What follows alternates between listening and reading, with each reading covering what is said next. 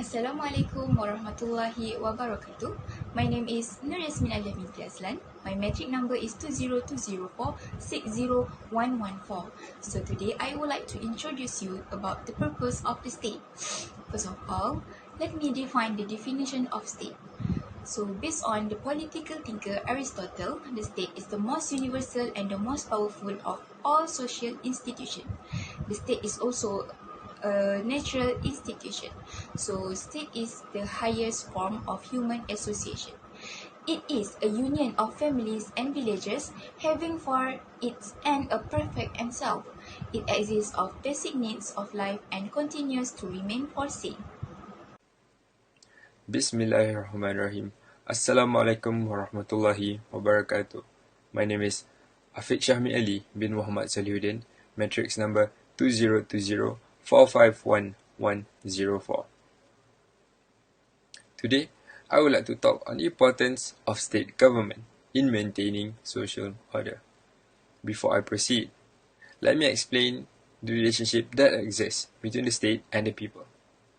I believe that the relationship that exists between the state and the people is what we could call a mutual beneficiary relationship, where the state is given a responsibility or mandate by the people to govern them, and the people, in exchange, are to follow in exchange of individual freedom, are to follow the rules and policies set by the state.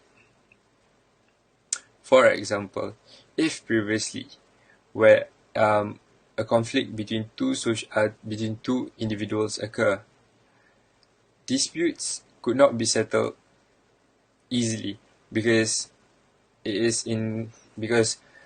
strong entity or body that could act as a mediator between both sides does not exist yet. But now, with the involvement of the judiciary, the dispute between two individuals could be settled. And another component of the state is to provide social welfare for the people. The education, healthcare, security, and other basic necessities are the responsibility of the government, of the state government, to provide. And with this, we can conclude that the state, with the existence of the state, they are actually creating a civilized structure with law and order while retaining individual freedom for the people. Thank you. Hai dan Assalamualaikum. My name is Muhammad Faizi bin Baharim. My metric number is 20208452, and today I will be presenting about the definition of the public welfare, the purpose of the public welfare, and the effect of implementation of public welfare. So for the first is definition of the public welfare. Basically, the public welfare is a term used to donate the different tax support programs that provide cash assistance or service to individuals and families who are deemed eligible on the basis of their income and asset. Public welfare programs are means tests, and to become eligible, it is necessary to prove one income and resource are below a specific level. So for the next, we have the purpose of the public welfare. So the purpose of the public welfare is to fulfill the needs of the people and keep up the public welfare. A good governance of the administration of the good leaders in a state will ensure that limited resources in the state will distribute revenue to the people in the state who are with a various and diversified demands will be satisfied. For the example, we have the government of Malaysia. The government of Malaysia designed a budget to ensure each state will have enough and possible amounts to develop in various sectors. Without a state, people living in a territory will have to work on their own to fulfill each needs. But with a state, people can share, and to fulfill their needs is much easy with help of the state. So the next we have the effect of the implementation of the public welfare. So the effects when we implementation of the public welfare is we can be able to guarantee the safety and welfare of the local community due to several factors such as lack in terms of income, such of all others. So by this method, we can cause the poverty rate in our country to decrease. Not only that, if this method doesn't mean that a country will become an incomplete and perfect country.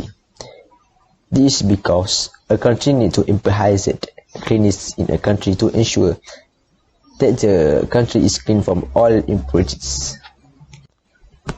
So for the another example that I have not shown in the slide, we have a state of Johor.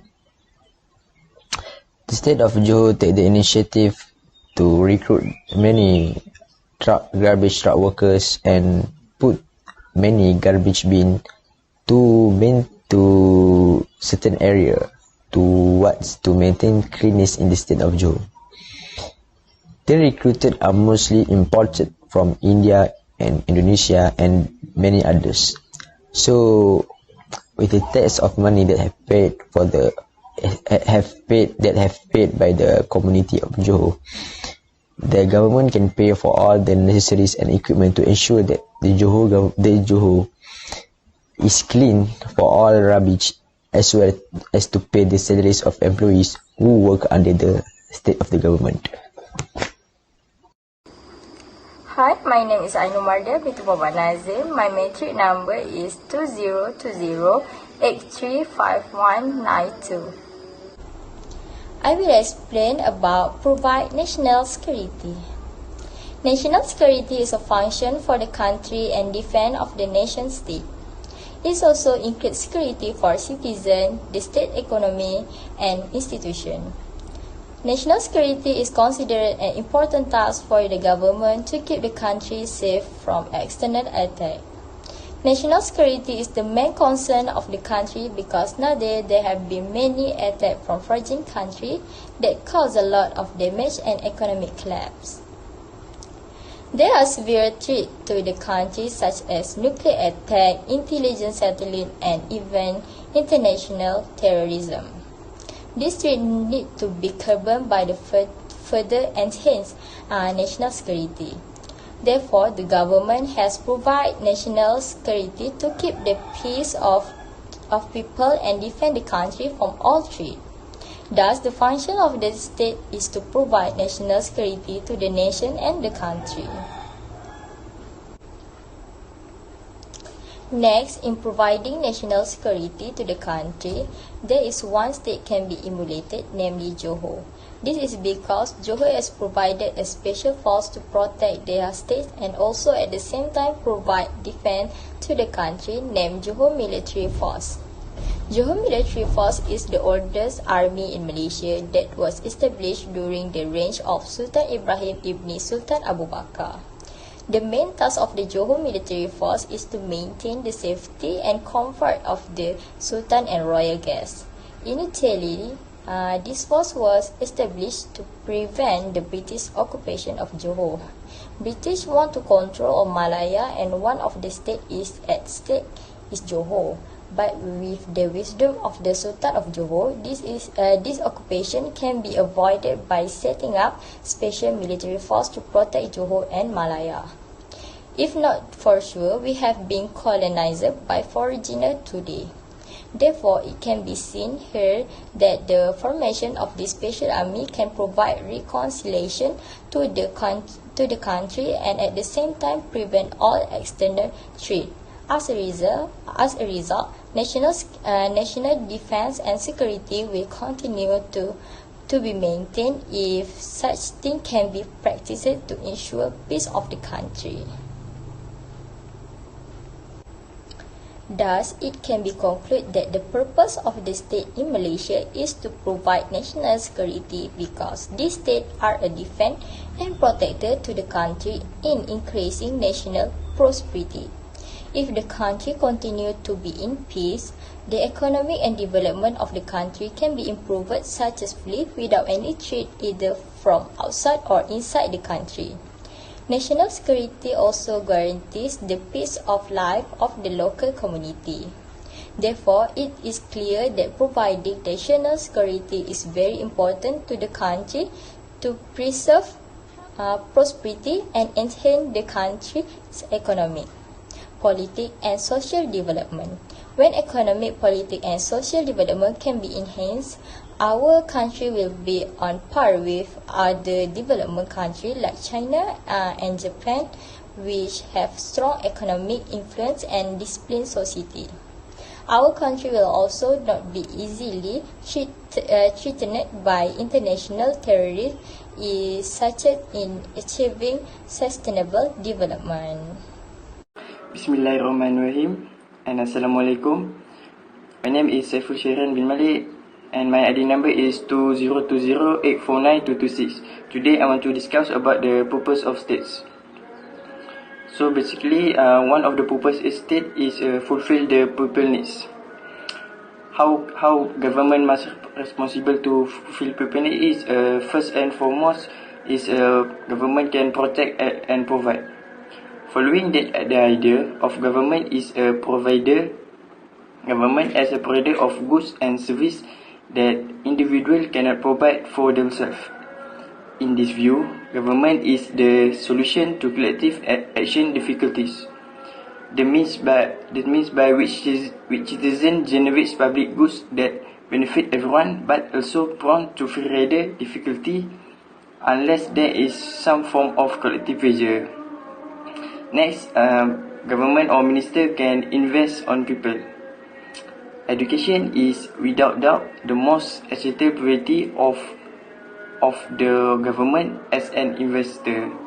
But education credit to growth, the first 5 years of a child are critical as the brain development effect how well they will be able to child left critical and process information for the rest of their life. As the result, the government will have to invest in comprehensive child definition infrastructure. The school kids actually have potential to become a better person. As an example, there are many young talented children potential, so invest on them. They will be not affected. More than that, the children will make Malaysia one of the best country in the world if they achieve something for.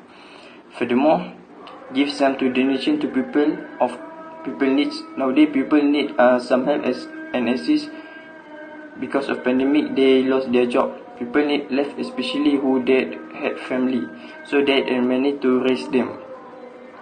During MCO or full lockdown, medical goods including sigil, mask, and sanitizer definition are really need and usually out of stock.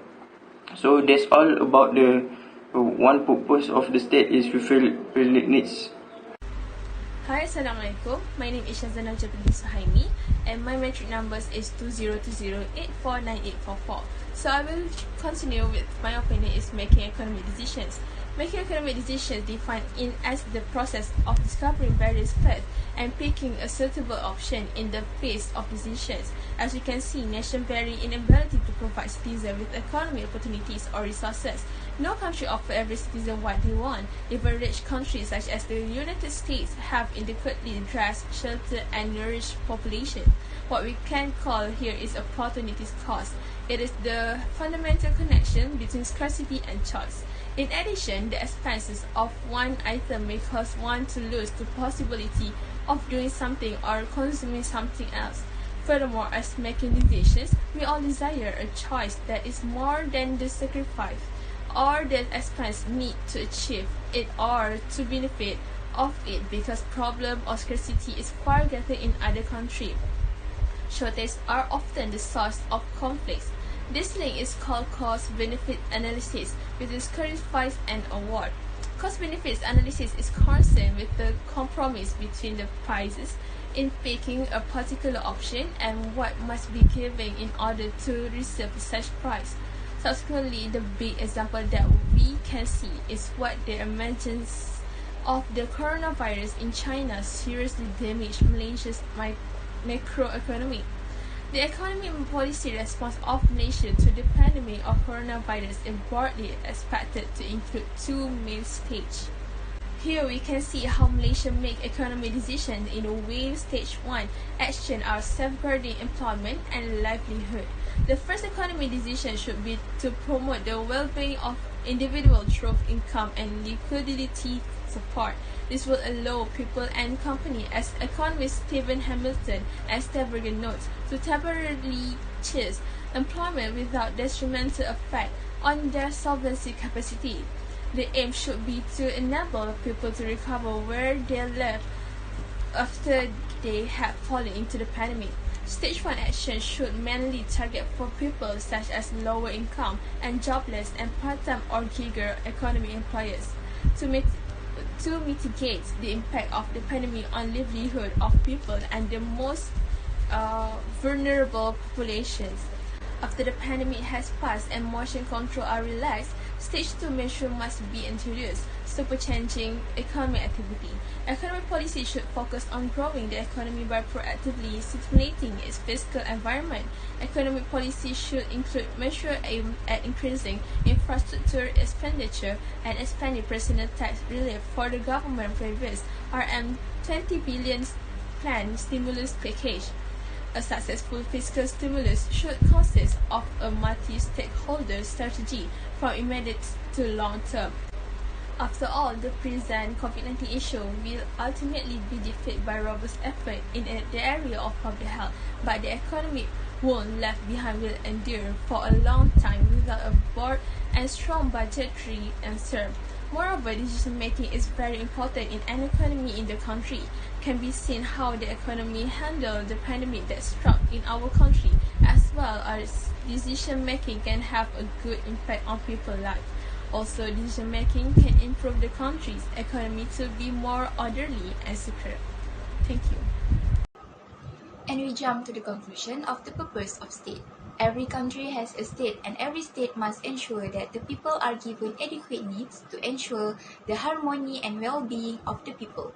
Regarding to all of the purpose, we can see that the government has done a lot of equipment for the sake of the people.